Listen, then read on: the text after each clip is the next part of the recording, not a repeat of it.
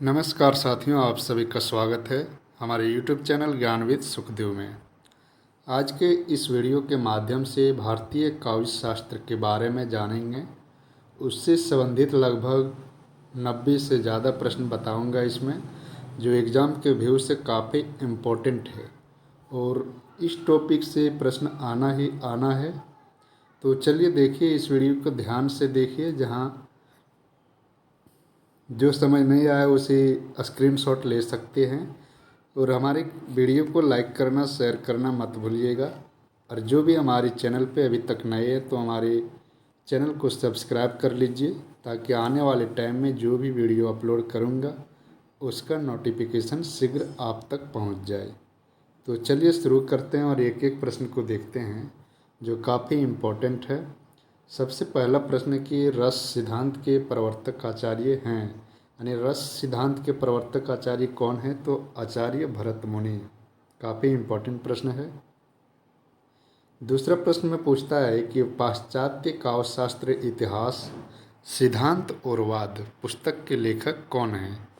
तो डॉक्टर भागीरथ मिश्र जी हैं। अगला प्रश्न है कि रीति संप्रदाय के प्रवर्तक आचार्य हैं। तो यहाँ पहले देखें, रस सिद्धांत के प्रवर्तक आचार्य भरत मुनि। अब रीति संप्रदाय के जो प्रवर्तक आचार्य है वो आचार्य वामन जी हैं। काफ़ी इम्पोर्टेंट प्रश्न है। और जो अन्य संप्रदाय इसमें आता है उसके आचार्य के बारे में भी जान लीजिए। इसे स्क्रीनशॉट भी ले सकते हैं, काफ़ी इम्पोर्टेंट है। अलंकार संप्रदाय के भामा, वक्रोक्ति संप्रदाय के आचार्य कुंतक, ध्वनि संप्रदाय के प्रवर्तक है जो आचार्य आनंदवर्धन, और औचित्य संप्रदाय के आचार्य क्षेमेंद्र। तो ये काफ़ी इम्पोर्टेंट है, इसे स्क्रीनशॉट करके रख लीजिए। अब देखते हैं अगला प्रश्न। अगला प्रश्न में पूछ रहा है कि काव्य संप्रदायों का सही विकास क्रम क्या होगा? तो काव्य जो संप्रदाय है उसमें पहले रस संप्रदाय आता है, फिर अलंकार संप्रदाय, फिर रीति संप्रदाय, फिर वक्रोक्ति की, फिर ध्वनि संप्रदाय आ जाएगा, फिर औचित्य संप्रदाय। तो सारे संप्रदाय का आचार्य पहले प्रवर्तक है जो पहले बता चुके हैं। अगला प्रश्न देखेंगे, 5वां नंबर। पूछा आचार्य क्षेमेंद्र ने औचित्य के कितने अंग निर्धारित किए हैं? तो कुल 27 किए हैं। अगला प्रश्न, वक्रोक्ति के काव्य जीवितम कहकर वक्रोक्ति को ही काव्य की आत्मा स्वीकार करने वाले आचार्य कौन हैं? तो आचार्य कुंतक। अगला प्रश्न में पूछा है कि निम्न में से आचार्य और काव्य लक्षण के संदर्भ में गलत मिलान का चयन करें। पहला है ऑप्शन में वाक्यम रसात्मकम काव्यम, ये किसने बोला? तो विश्वनाथ ने बोला है। रमणीयार्थ प्रतिपादक शब्द काव्यम, ये जगन्नाथ ने बोले हैं। अगला है शब्दार्थो सहितो काव्यम, आचार्य भामह ने बोले हैं। अगला अद्वैसो सगुणो अलंकारो च शब्दार्थो काव्यम, हेमचंद्र ने। यानी ये है जो सब का सब चारों सही है, अनुपयुक्त सभी सही है। तो ये पॉइंट को याद रखिए, ये काफ़ी इम्पोर्टेंट है, यहाँ से प्रश्न बनते हैं। ये कोई भी वाक्य दे देगा और पूछेगा कि ये वाक्य किसने कहा, किसका है, तो आपको वहाँ सही उत्तर देना है। तो इसे स्क्रीनशॉट भी ले सकते हैं। अगला प्रश्न देखेंगे, पूछा है कि रस कविता का सबसे बड़ा गुण है, किसने कहा है? तो महावीर प्रसाद द्विवेदी जी ने। अगला प्रश्न है कि रस अमर है, वह काव्य का सबसे महत्वपूर्ण अंग भी है। जब तक काव्य रहेगा रस की सृष्टि निरंतर होती रहेगी, कथन किसका है? तो डॉक्टर रामकुमार वर्मा जी का। अगला प्रश्न, हिंदी के प्रथम अलंकार निरूपक आचार्य कौन है? तो केशवदास। अगला प्रश्न है शब्दार्थो ते शरीरम रस आत्मा, यह कथन किसका है? तो ये कथन है जो राजशेखर जी का है। अगला प्रश्न, हिंदी काव्य शास्त्र में बौद्धिक रस की स्थापना करने वाले विद्वान हैं? तो बौद्धिक रस की स्थापना करने वाले विद्वान गणपति चंद्रगुप्त हैं। अगला प्रश्न देखेंगे,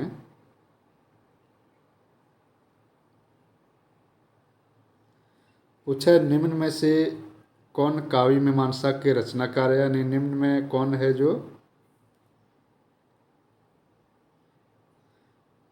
जैसे कि काव्य मीमांसा के रचनाकार जानते हैं राजशेखर है, और अन्य ग्रंथ के रचनाकार के बारे में भी जान लीजिए जो एग्जाम के व्यू से काफ़ी इम्पोर्टेंट है।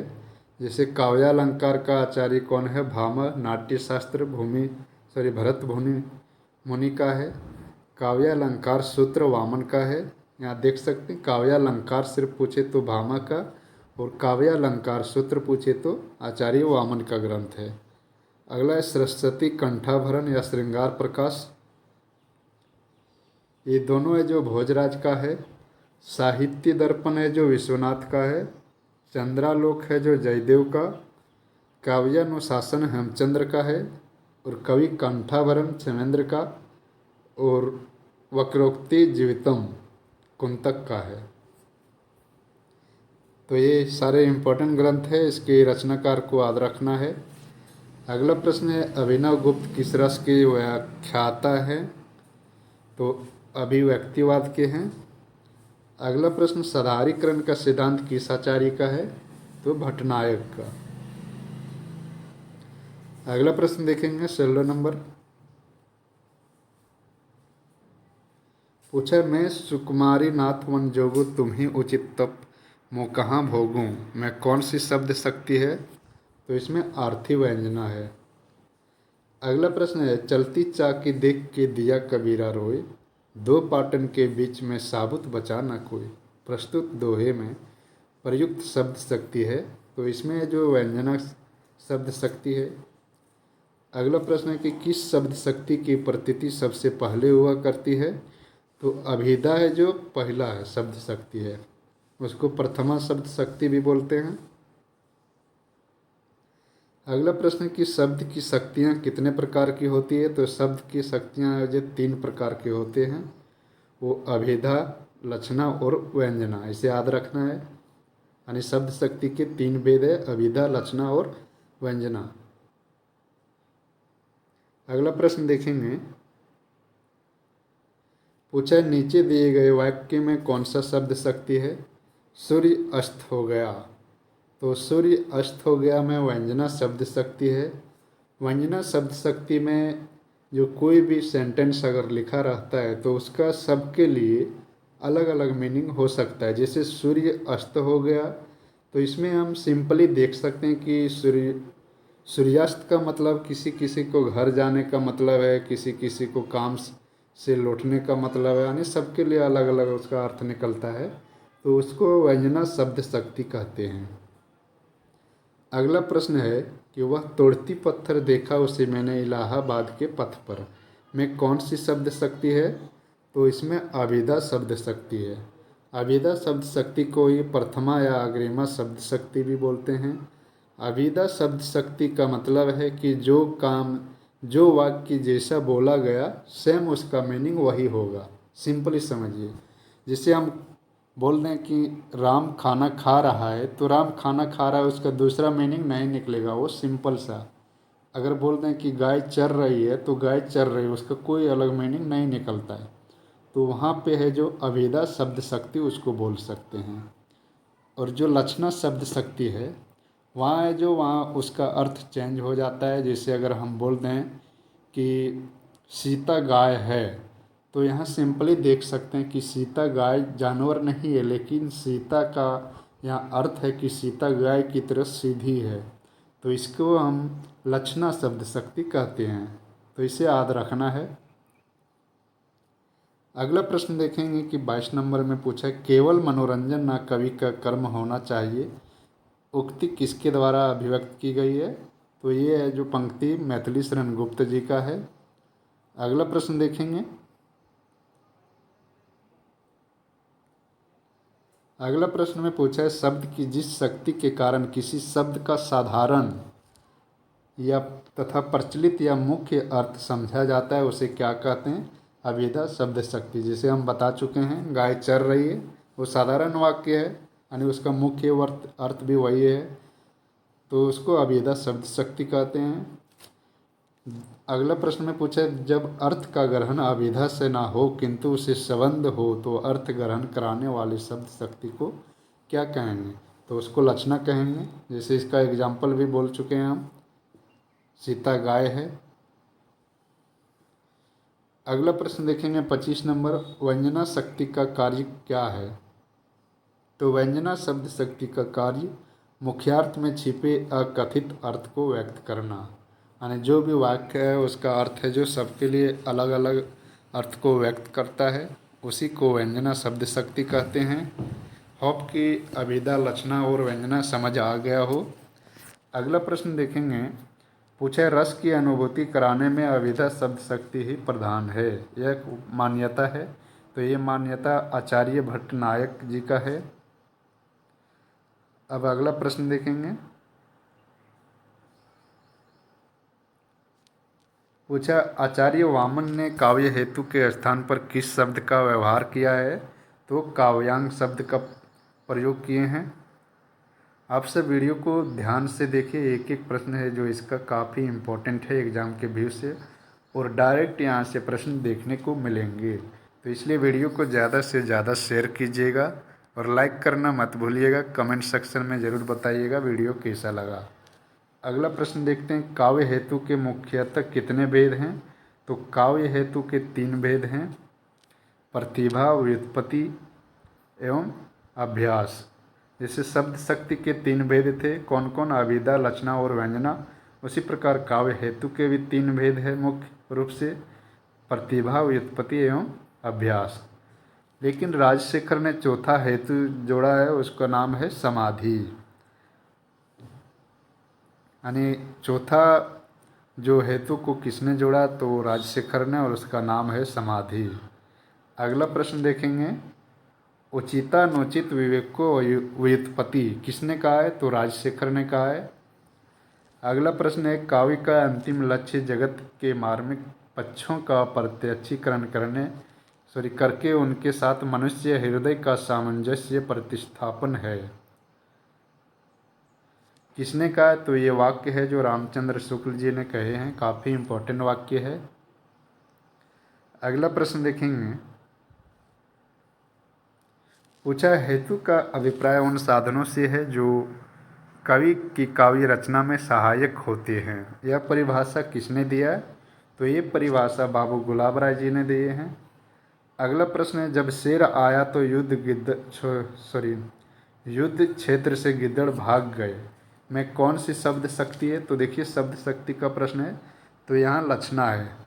तो यहाँ सिंपली देखिए, ये एग्जाम्पल से समझ सकते हैं कि लक्षणा क्या है। जब शेर आया तो युद्ध क्षेत्र से गिद्दड़ भाग गए, तो यहाँ कहने का मतलब वो रियल वाला शेर नहीं, लेकिन शेर के जैसे बहादुर आदमी आए तो गिद्दड़ के जैसे कायर आदमी है जो भाग गया, तो इसको लक्षणा शब्द शक्ति कहेंगे। अगला प्रश्न भी देख सकते हैं, लक्षणा का एग्जाम्पल है, इससे उल्लुओं को तो बृहस्पति भी नहीं समझ सकती। तो ये कहावत है, किसी के बारे में बोल सकते हैं।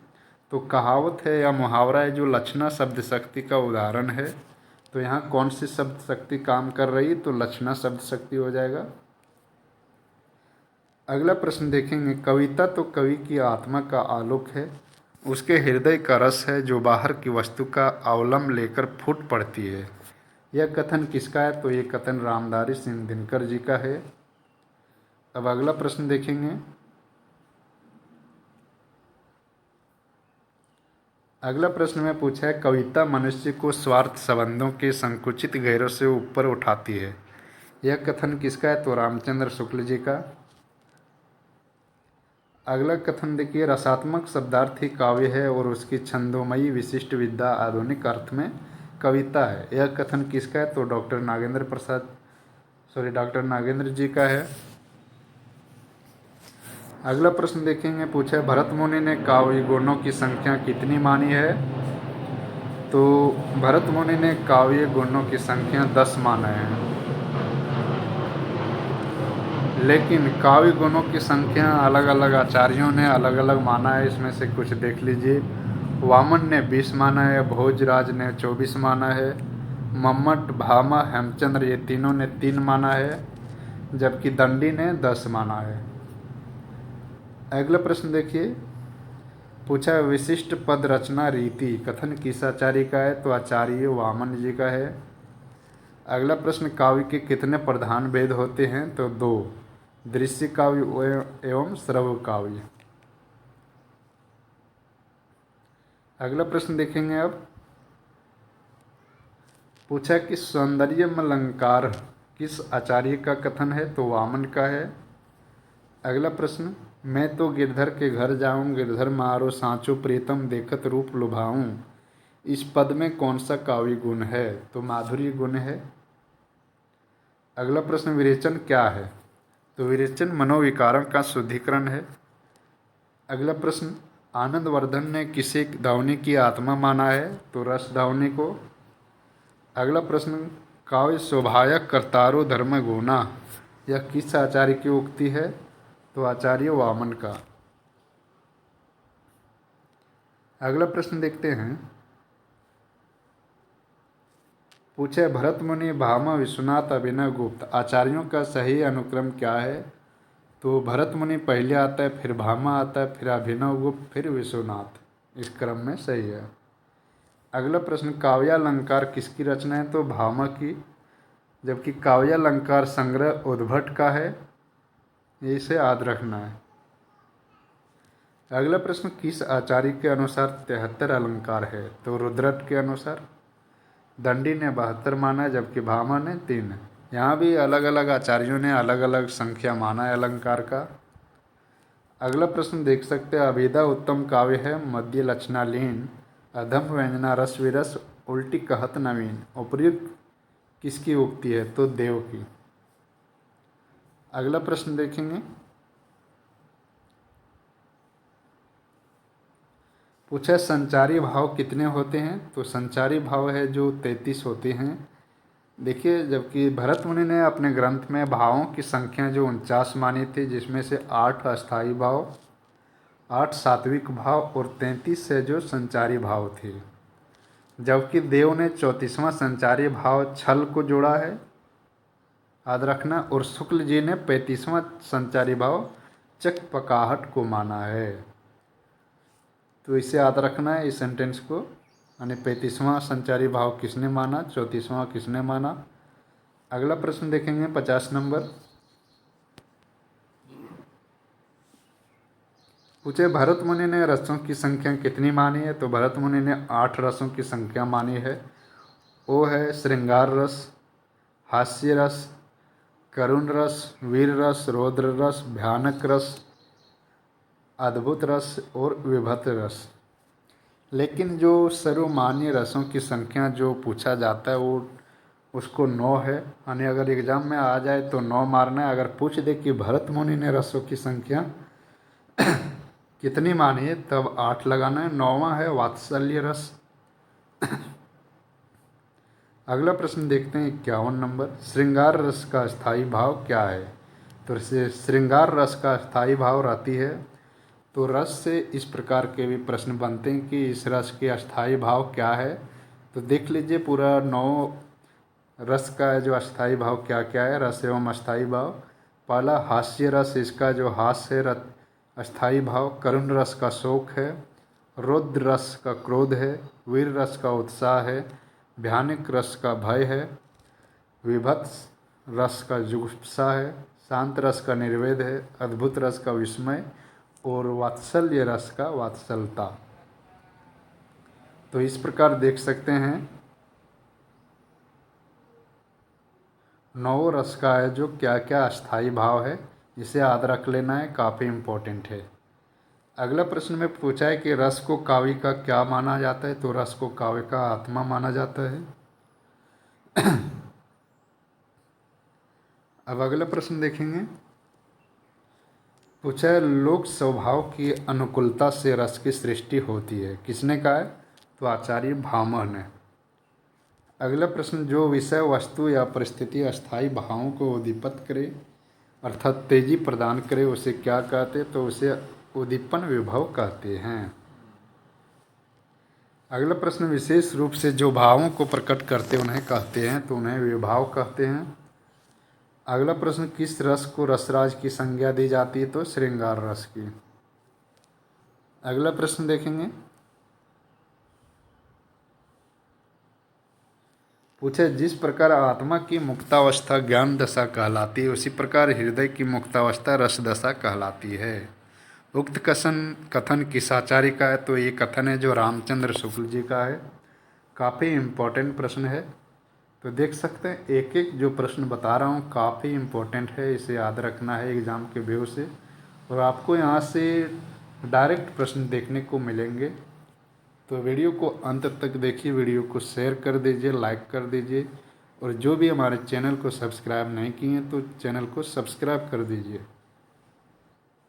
अब अगला प्रश्न देखते हैं। विभावानुभाव व्यवहारी व्याभिचारी संयोगाद रस निष्पत्ति सूत्र किसका है, तो ये सूत्र है जो भरत मुनि जी का है। अगला प्रश्न है बरवित छंद है, तो बरवित छंद है अर्ध सम मात्रिक है। बरवित छंद में जो विषम चरण में 12 मात्रा तथा सम चरण में 7 मात्राएं होती है। अगला प्रश्न पूछ रहा है कि वर्ण व मात्रा के आधार पर छंद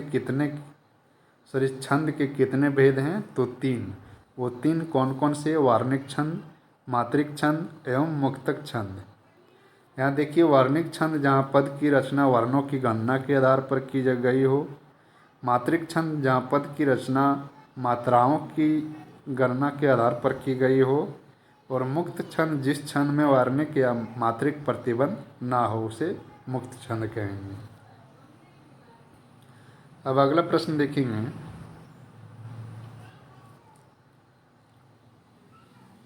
पूछा प्रत्येक चरण में 28 मात्रा 16-12 की अति अंत में लघु गुरु किस छंद में होता है, तो हरिगीतिका छंद में।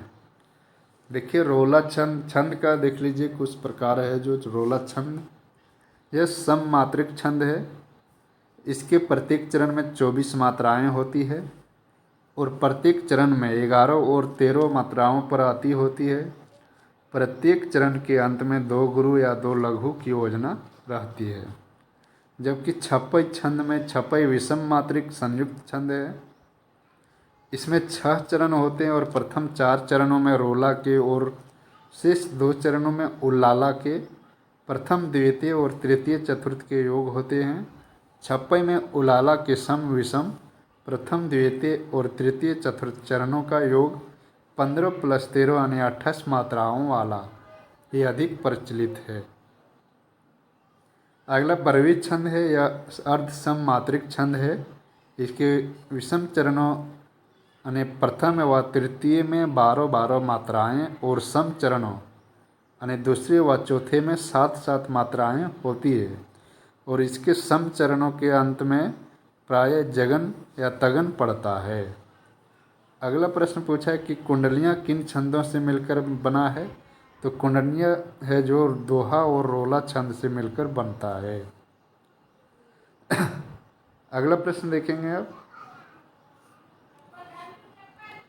पूछा विषम चरणों में 13 तथा सम चरणों में 11 मात्राओं सहित कुल 24 मात्राओं वाला छंद होता है, तो ये दोहा होता है। अब देख सकते हैं कि सम मात्रिक छंद में क्या क्या आता है, और अर्ध सम मात्रिक छंद में कौन कौन सा आता है, और विषम मात्रिक छंद में क्या क्या आता है। तो पहला सम मात्रिक छंद में चौपाई, रोला, गीतिका, हरिगीतिका आता है। जबकि अर्ध सम मात्रिक छंद में बरवे, दोहा, सोरठा, उलाला है। विषम मात्रिक छंद में कुंडलियाँ, छप्पय आता है। अब अगला प्रश्न देखेंगे। छंदों को पढ़ते समय कई स्थलों पर विराम लेना पड़ता है, उन विराम स्थलों को क्या कहते हैं, तो उसे अति कहते हैं। अगला प्रश्न है लक्षणों के आधार पर कौन सा छंद दोहा का विपरीत माना जाता है, तो सोरठा है। अगला प्रश्न है वर्णिक छंदों में गण कितने प्रकार के होते हैं, तो 8 प्रकार के। अब अगला प्रश्न देखेंगे। पूछे मंगल भवन मंगलहारी द्रहुष सुदशरथ अजर बिहारी, इन पंक्तियों में किस छंद का प्रयोग हुआ, तो इसमें चौपाई का प्रयोग। अगला प्रश्न निज भाषा उन्नति यही सब उन्नति को मूल, बिन निज भाषा ज्ञान के मिटत न हे के सूल, इन पंक्तियों में कौन सा छंद है, तो दोहा है।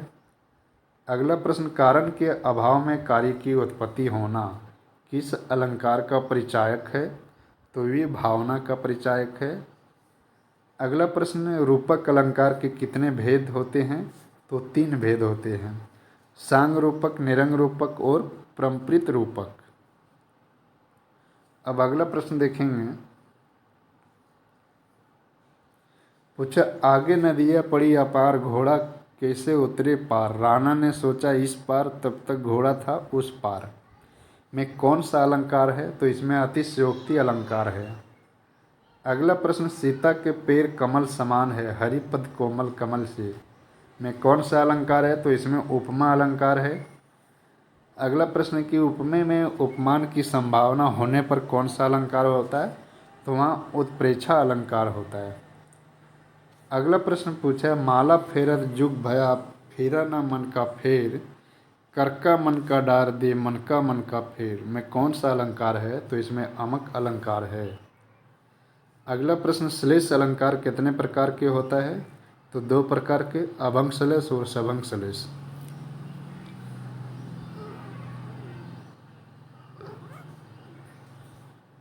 अगला प्रश्न है कि एक उपमेय के लिए अनेक उपमान प्रयुक्त होने पर कौन सा अलंकार होता है? तो मालोपमा होता है।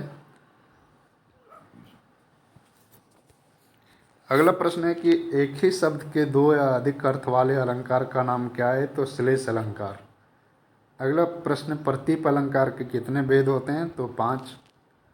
अगला प्रश्न है कि वर्णों की आवृत्ति जहाँ हो वहाँ अलंकार होता है, तो जहाँ वर्णों की आवृत्ति बार बार हो उसे अनुप्रास अलंकार कहते हैं।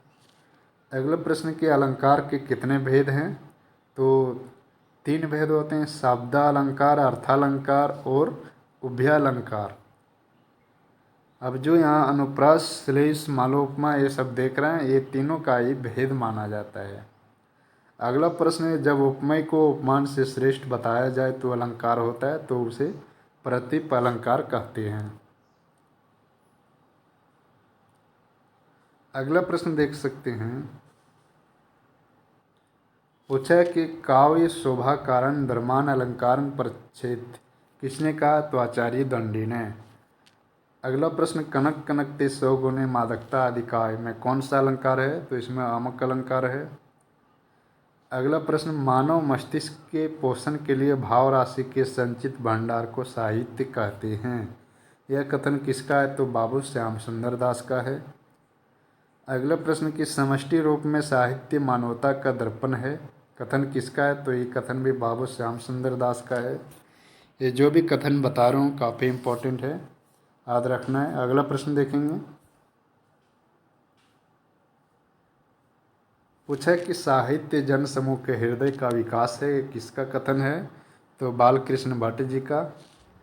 अगला प्रश्न, ज्ञान राशि के संचित कोश का नाम साहित्य है, यह कथन किसका है? तो महावीर प्रसाद द्विवेदी जी का। अगला प्रश्न, मैं साहित्य को मनुष्य की दृष्टि से देखने का पक्षपाती हूँ, यह कथन किसका है? तो ये भी महावीर प्रसाद द्विवेदी जी का।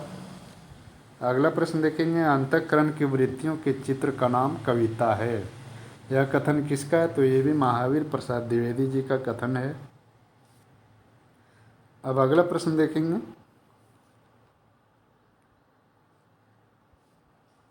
इसमें पूछा है, सुप्त भावों को जगाने और चमत्कारपूर्ण अनुरंजन करने की शक्ति का स्रोत है साहित्य, किसने कहा है? तो ये रामचंद्र शुक्ल जी ने कहे हैं। अगला प्रश्न देखेंगे, जगत ब्रह्म की अभिव्यक्ति है और साहित्य जगत के नाना भावों की अभिव्यक्ति, यह कथन है किसका? तो रामचंद्र शुक्ल जी का ही कथन है। कविता जीवन और जगत की अभिव्यक्ति है, किसने कहा? तो रामचंद्र शुक्ल जी ने। अगला प्रश्न देखेंगे, पूछे साहित्य जीवन की आलोचना है, कथन किसका है? तो प्रेमचंद जी का है। तो जितने भी कथन बता रहा हूँ सारे के सारे इम्पोर्टेंट है, ये वीडियो ही पूरा इम्पोर्टेंट है, इससे डायरेक्ट प्रश्न देखने को मिलेंगे।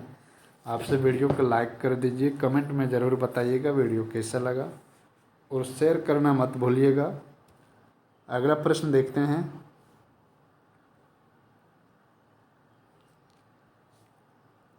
इसमें पूछा कि रसात्मक शब्दार्थ काव्य है और उसकी छंदोमयी विशिष्ट विधा आधुनिक अर्थ में कविता है। कथन किसका है? तो डॉक्टर नागेंद्र जी का है। अगला प्रश्न पूछा है कि काव्य आत्मा अभिव्यक्ति है, किसने कहा? तो डॉक्टर नागेंद्र जी ने। अगला प्रश्न विशिष्ट पद रचना रीति किसने कहा? तो आचार्य वामन ने। अगला प्रश्न वक्रोक्ति काव्य जीवितम किसने कहा? तो आचार्य कुंतक ने। तो ये थे भारतीय काव्य शास्त्र से संबंधित काफ़ी इम्पोर्टेंट प्रश्न। होप कि यहाँ से डायरेक्ट आप सबको प्रश्न देखने को मिलेंगे एग्ज़ाम में। तो आप सब वीडियो को देखिए, अच्छे से देखिए, और जो भी नया लगा उसे नोट करते जाइए। जो भी इम्पोर्टेंट है हम बता दिए हैं। तो चलिए मिलते हैं नेक्स्ट वीडियो में। जो भी हमारे चैनल को सब्सक्राइब नहीं किए तो सब्सक्राइब कर लीजिए, ताकि नेक्स्ट वीडियो जो भी अपलोड करूँगा उसका नोटिफिकेशन आप तक पहुँच जाए। तो चलिए मिलते हैं अगला वीडियो में। धन्यवाद।